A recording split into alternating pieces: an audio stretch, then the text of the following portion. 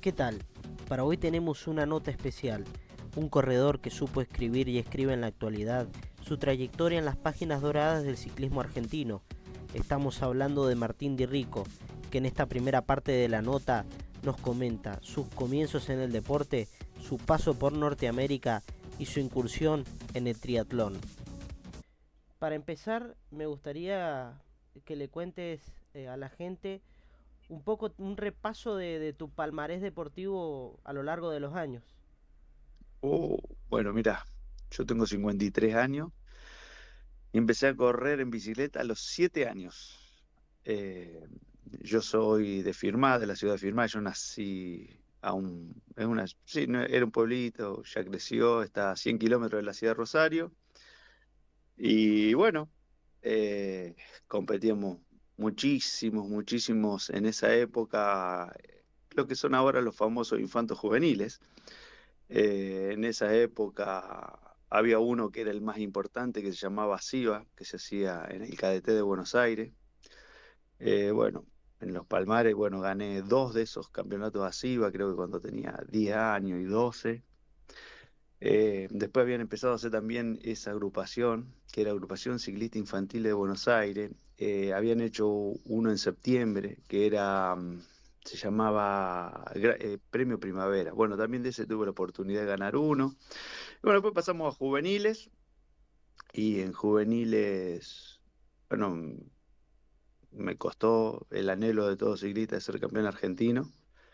Así que iban pasando los años y bueno, entrábamos tercero, quinto, segundo, cuarto, hasta que pude ganar un campeonato argentino de vueltas puntales en Mar del Plata en el año 89. Bueno, después ahí pasamos a Elite, pasé a correr en un equipo de acá de Rosario llamaba Llantas Bartolucci. En el año 93, en el 95 corrí vueltas de Mendoza.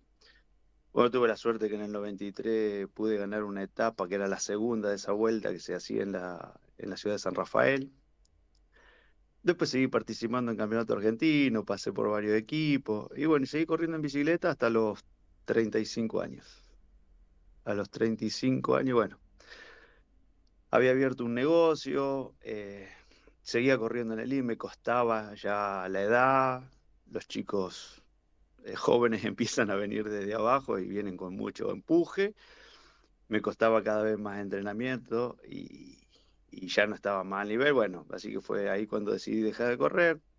A los 40 años, gracias al negocio, conocí mucha gente del triatlón, me empecé a enganchar con el triatlón y empecé a correr triatlón y terminé corriendo 3 Ironman. Corrí dos en Florianópolis y uno en Cozumel. Y bueno, y ya después de los 40 a los 50, más o menos me dediqué a jugar al pádel, mucho más tranquilo. eh, Trabajando mucho. Yo tengo una bicicletería acá en Rosario, bueno, con los altibajos que tiene el país, siempre tratando de buscarle la vuelta a cómo seguir adelante. Y bueno, hasta que nos agarró la pandemia, y bueno, después de la pandemia volví a correr en bicicleta. Y bueno, en estos últimos 3 o 4 años salí ya corriendo el máster, obviamente. En el 22 salí subcampeón argentino de ruta, también en el 22 salí segundo en el Scratch en la pista, en el 24 gané el Scratch en Mar del Plata, el año pasado salimos campeón en la Olímpica, así que bueno, venimos más o menos bien.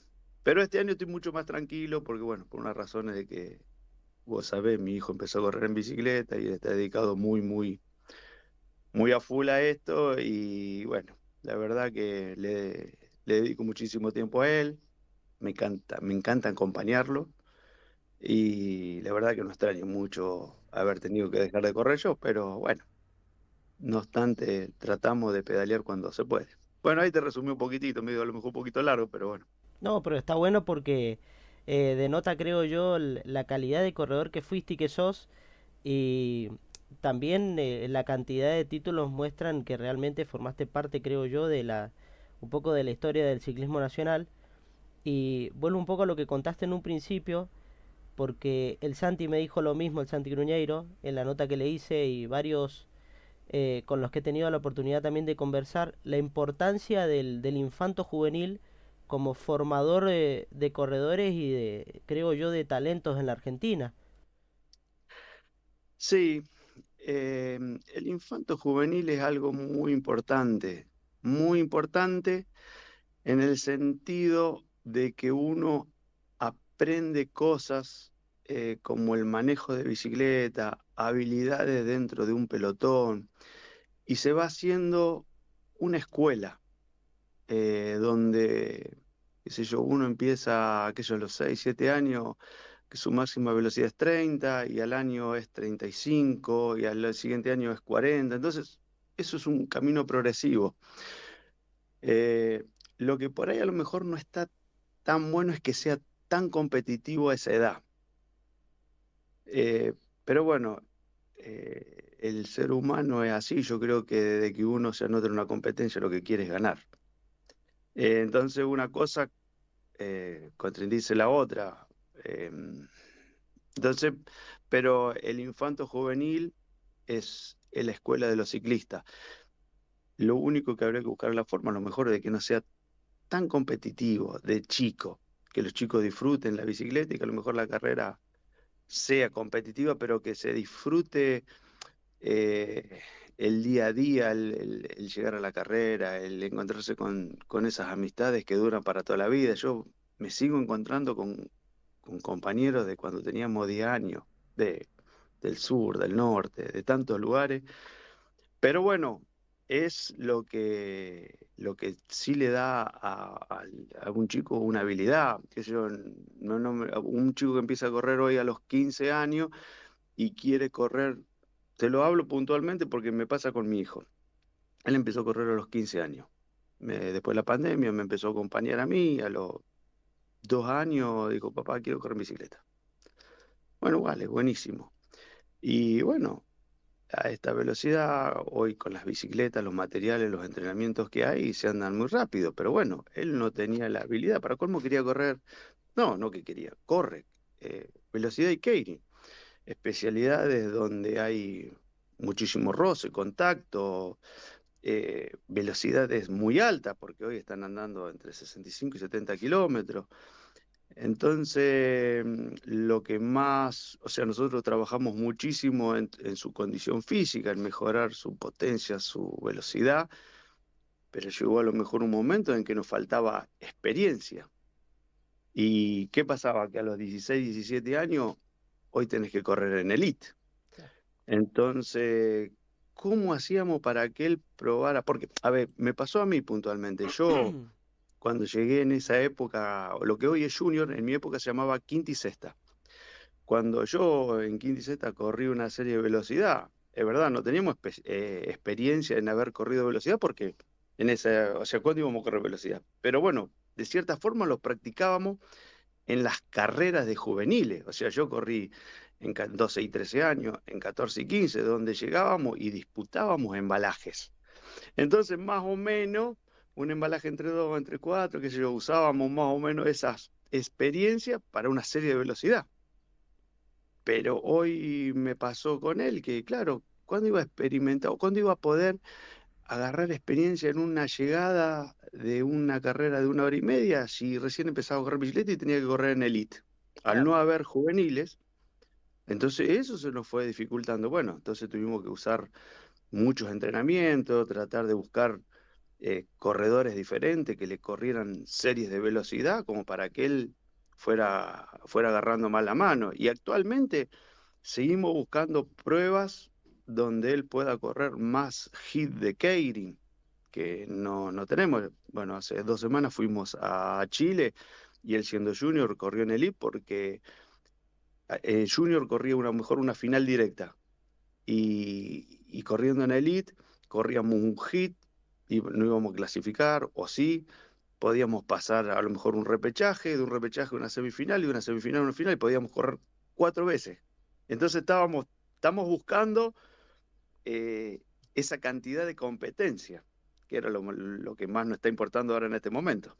Para colmo, en una especialidad como la velocidad, en la que tampoco hay muchos corredores en la Argentina, pero pasa también que para cualquier especialidad pareciera que en la Argentina no hay competencias, por ejemplo, alguno que quiera hacer la persecución o algún equipo, alguna cuarteta que se esté preparando para competir en el argentino, quema todos los cartuchos en el argentino porque a lo largo del año tampoco hay competencia que digan, no sé, un fin de semana vamos a hacer todas pruebas de velocidad.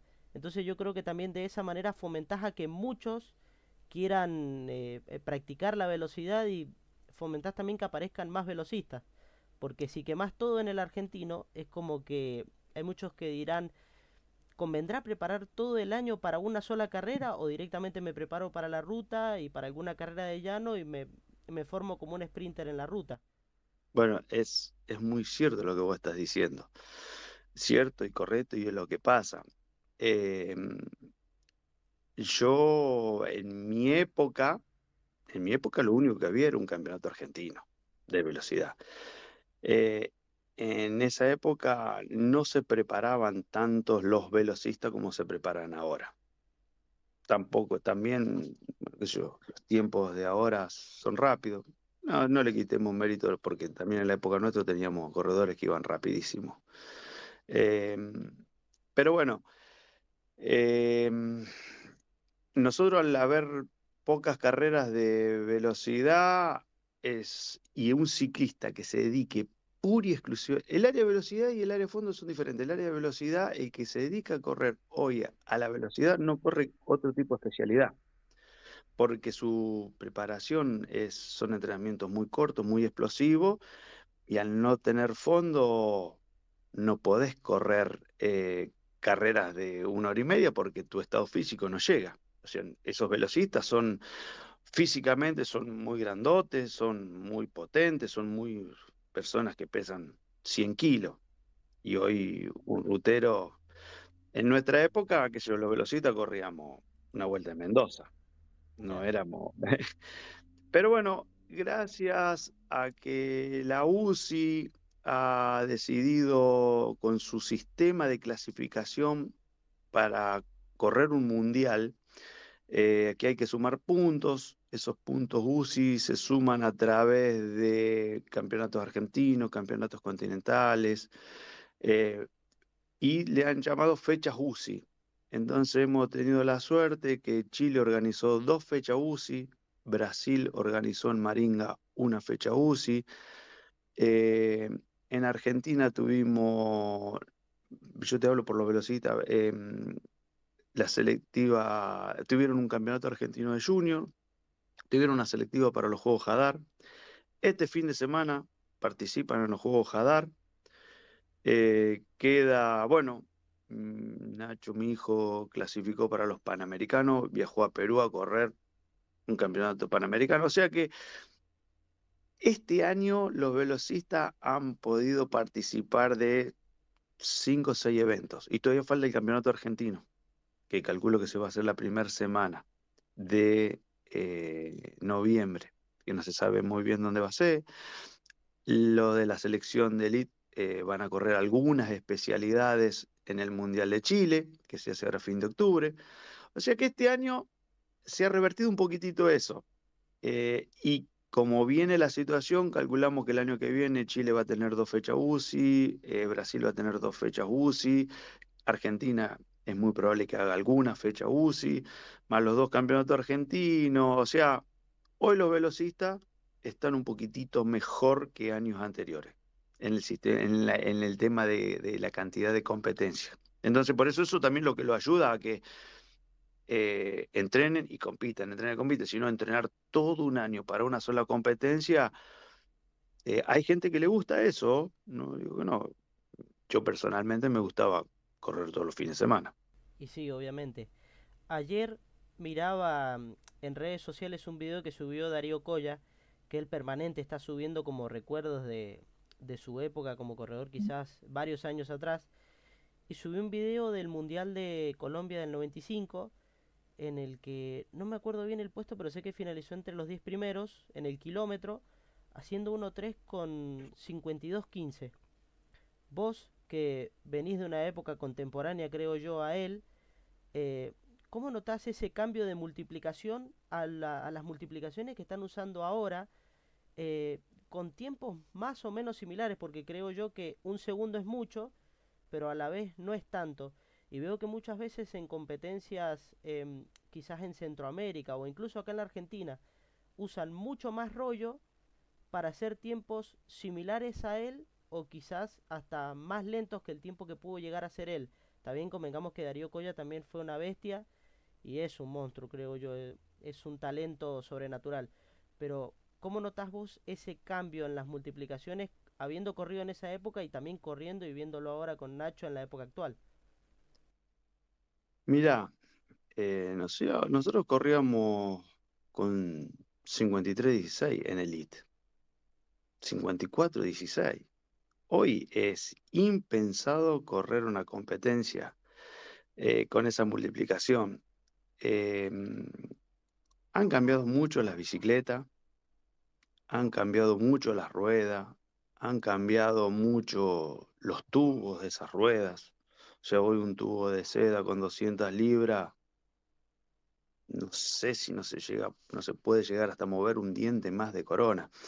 Y hoy como los entrenamientos están todos basados en los velocistas, muchísimo en gimnasio, muchísimo en fuerza, esto es como una regla de tres directa, más multiplicación movés, más velocidad final tenés.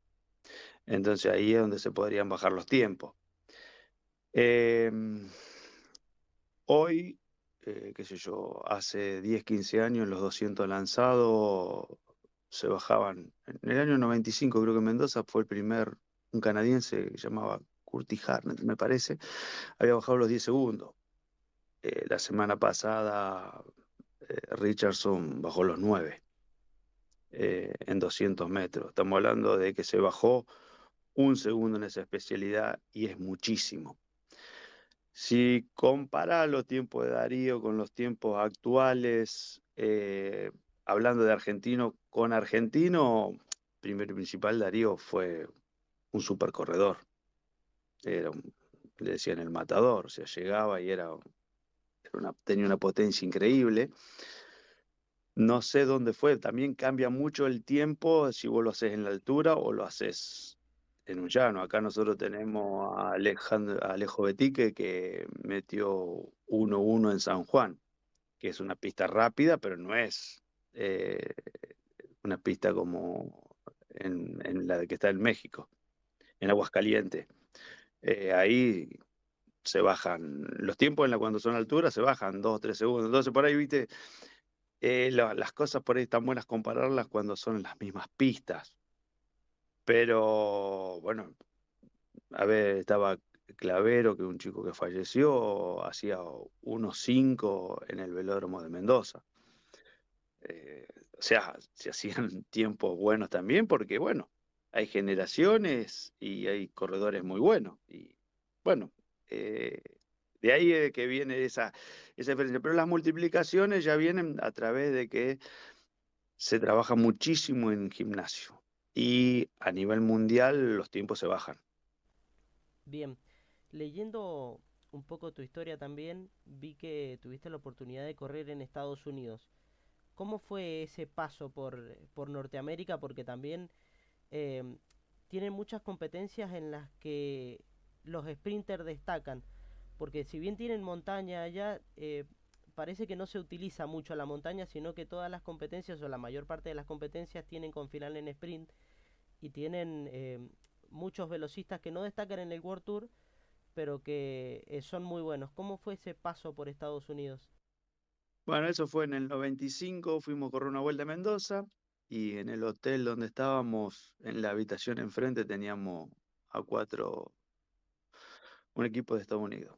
Bueno, conviviendo esos 10 días, nos hicimos amigos y nos invitaron a correr allá. Eh, sí, el ciclismo es completamente diferente a cómo se corría en esa época. Quizás ese ciclismo es más parecido al cómo se corre hoy acá. Yo estuve el fin de semana, el domingo en Venado Tuerto, y la carrera del League, te puedo asegurar que fueron 2 horas y salieron a fondo y llegaron a fondo. Y en Estados Unidos en el 95 ya se corría así. Pero sí es cierto que eran todas carreras que se hacían en llano. Lo único que siempre buscaban era un final, no digamos en una subida, sino en un repecho, que yo, buscar 200, 300, 500 metros y ahí arriba te esperaban con la llegada. Pero bueno, no era subida, entonces nosotros que éramos sprinter, qué sé yo, con un poquito de potencia, ese tipo de subida la podemos pasar. Quizás a lo mejor 1000 metros ya nos cuesta. Pero bueno, es como vos decís, no se usa la montaña como se usa en Francia, en España, en Italia. Las carreras son más, digamos, más llanas. Se hacen muchos criterios, un criterio le llaman a los circuitos callejeros, muchas carreras así. Y sí, es un ciclismo un poco diferente a lo que hay en el mundo. En una época había una carrera muy importante que se hacía en Estados Unidos que sí tenía subida, que era el Tour de California. Eso eran como 7, 8 etapas, bueno, venían equipos de Europa, esa sí era un poco más dura. Pero si no, las carreras de los fines de semana eran, y no fue bien, porque eran como las carreras que corríamos nosotros acá. No, sí lo que nos costó en esa época que nosotros acá en Argentina se sigue haciendo, se corre mucho con la bicicleta de pista con un freno adelante. Eso invento argentino, porque eso no pasa en el mundo. La En circuitera. Chile, la circuitera. Vos te vas a cualquier país limítrofe con Argentina y los criterium se corre con bicicleta de ruta.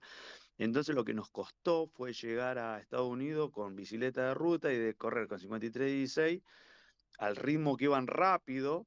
O sea, íbamos con 53,6, nos llevaban volando y poníamos 15 y no lo movíamos. Entonces nos costó como un mes acostumbrarse a eso. Y bueno, en esa época éramos jóvenes y adaptábamos fácil. Viendo, a ver un poco vos, siempre nombrás la velocidad y el sprint, que era como tu fuerte. ¿Cómo fue ese cambio de ciclista de ruta y pista, de sprinter, velocista, a pasar a una disciplina totalmente distinta como lo es el triatlón? Mirá, eso fue rarísimo, la verdad, porque yo siempre fui muy malo corriendo a pie. Viste que hay chicos que corren rápido a pie. Bueno, yo era lento corriendo a pie. No sabía nadar y mi especialidad era llegar y embalar y quizás andar a rueda, tratar de gastar lo menos posible, porque era mi función en un equipo, llegar y embalar. Y en un triatlón había que hacer 180 kilómetros solo, de contrarreloj. Pero bueno, creo que tantos años sobre la bicicleta hacen que uno se sienta cómodo arriba de la bicicleta, ¿entendés? Y bueno, fui entrenando, las bicicletas tenían estos acoples donde uno se podía tirar hacia adelante, la bicicleta era cómoda, la verdad que. Y nosotros corremos un triatlón, te diría como que lo hacemos como, o sea, no vamos a tope como en una carrera de bicicleta, en un Ironman. Se va todo a un ritmo donde uno va de sensaciones cómodo. Es verdad que a lo mejor hacíamos 34, 35 de promedio, pero no íbamos fuerte, porque si vas fuerte en la bicicleta, después no corres los 42 kilómetros que te faltan. Pero bueno, fue un desafío personal eso. Empecé corriendo un short, de un short quise correr un olímpico, de un olímpico un medio y de un medio un Ironman. O sea, yo quería sentir todo, quería. Y la pasé mal en el primero que se hizo en Florianópolis en el 2010, ese la pasé mal, porque uno no sabe con lo que se va a encontrar. Ya el segundo año no me resultó tan complicado. Pero bueno, sí llevaba su entrenamiento. Son pruebas muy largas. Yo quería bajar las 11 horas.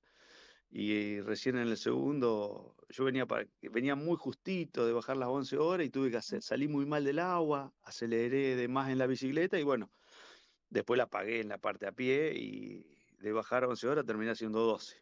Así que imagínate que un año entrenando, enloquecido yo que quería bajar ese tiempo. Y bueno, y el segundo año hice 10 horas 53. Pero bueno, mira, un amigo mío me decía, que entrenaba gente, decía, cuando yo le dije, quiero correr un Ironman. Y él me dice, mira, yo te voy a decir una cosa. 12 horas sentado en una silla es cansador. Imagínate haciendo deporte. Totalmente. Justamente eso te quería preguntar porque cómo se entrena y cómo se alimenta una persona para correr ese tipo de competencias que realmente ponen a prueba la capacidad física y sobre todo humana de un deportista. Mira, el entrenamiento eh, es largo, es largo en cantidad de quizás de hora, pero no es algo imposible. Creo que lo que se necesita es mucha cabeza para correr ese tipo de prueba. Eh, el entrenamiento, mira, te lo resumo, eran 3 veces por semana 1 hora de natación, o sea, nadábamos 2000 metros por día. Eh, corríamos 2 veces por semana 1 hora, 1 hora y cuarto, y un día en la semana hacíamos un fondo que eran 2 horas. Y la bicicleta sí es lo que más tiempo lleva. La bicicleta yo pedaleaba martes y sábado, salía a hacer 140 kilómetros. Los martes a la tarde me costaba no ir a trabajar, Claro. eh, por las cantidades de horas que te lleva hacer eso. Después los jueves hacíamos 70 kilómetros y los domingos a la mañana nos levantábamos y pedaleábamos 30 o 40 kilómetros, que completábamos más o menos 400 kilómetros por semana. Ese entrenamiento, yo creo que una base de deportista, no de ciclista, de deportista, más un entrenamiento, yo creo que de un año, eh, de esas similares a eso, se puede correr un Ironman. Lo llamo, ¿sabes por qué te digo un deportista? Porque creo que los deportistas tienen la capacidad de sufrir sobre una bicicleta o corriendo a pie. O sea, yo lo llamo un deportista, que yo, un futbolista, una persona de 30 años que haya hecho fútbol toda su vida y que haya competido. Yo creo que se acomoda en 1 máximo 2 años y puede correr tranquilamente un Ironman. No, obviamente no te estoy diciendo que vamos a ir a ganar una competencia, pero el Ironman es, el triunfo es ser finisher, es llegar, es no abandonar, es colgarse esa medalla que te dan en la llegada. Eh, Eso son las sensaciones. Obviamente que hay triatletas que lo hacen y compiten profesionalmente, o sea, el nadador, el que gana un Ironman, nada como el mejor nadador, pedalea a 42 kilómetros como el mejor ciclista y corre a pie como el mejor maratonista. O Obvio. sea, pero bueno, eh, si vos me decís ir a terminar un Ironman, es difícil, pero no es imposible.